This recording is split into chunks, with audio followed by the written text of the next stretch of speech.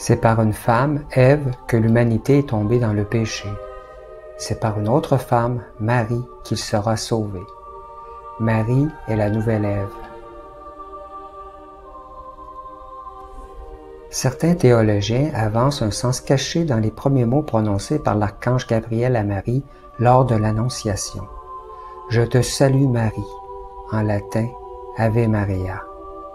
Si on retourne le mot « Ave », on a « Eva ».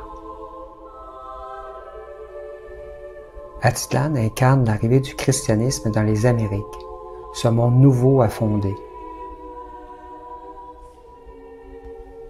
Des terres de ce vaste territoire naîtront de nombreux pays.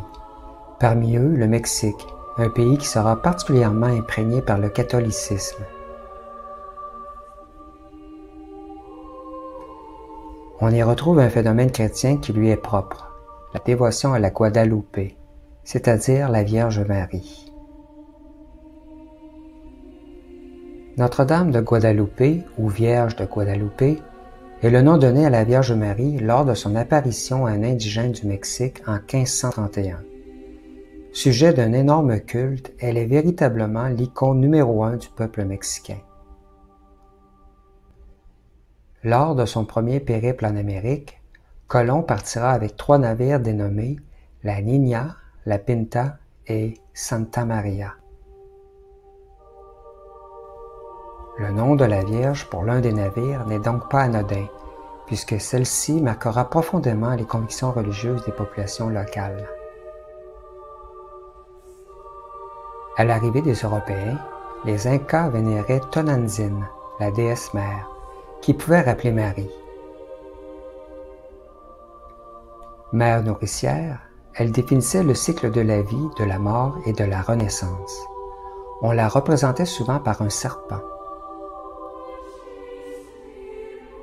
Le même serpent qu'on trouve écrasé par un pied de la Vierge Marie, signifiant son incarnation de la nouvelle Ève, effaçant le péché originel.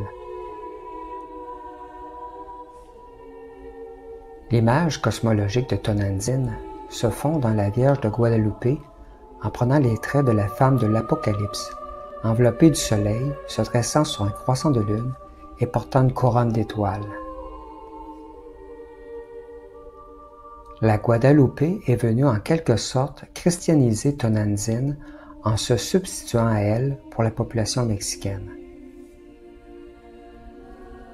La diffusion de ce culte gagnera toute l'Amérique latine et la Guadalupe en devient la sainte patronne.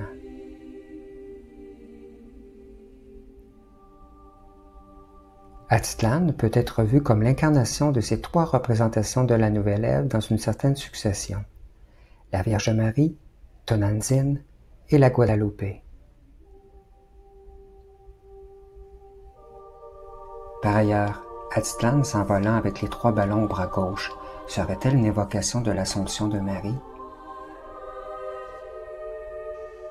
Cette croyance religieuse est aussi appelée dormition chez les chrétiens orientaux, et elle affirme que la Vierge Marie n'est pas morte, mais qu'elle est entrée directement au paradis. Sa montée au ciel a été représentée dans des peintures célèbres, certaines étant surprenantes. On voit ici celle d'El Greco qu'on peut admirer au Art Institute de Chicago. Le bleu et le rouge sont les couleurs habituelles pour représenter la Vierge Marie. Dans les représentations iconographiques de la Vierge, sa robe et son manteau portent les couleurs inversées du Christ. Les couleurs bleues et rouges des vêtements de la Vierge sont les mêmes que celles d'Atitlan. Le bleu est la couleur du ciel et elle exprime le détachement par rapport au monde et l'envol vers Dieu. Le rouge est la couleur de l'amour, du sacrifice de son Fils Jésus. L'association de ces 2 couleurs contrastées crée une grande harmonie. Une harmonie qu'on retrouve chez Atitlan.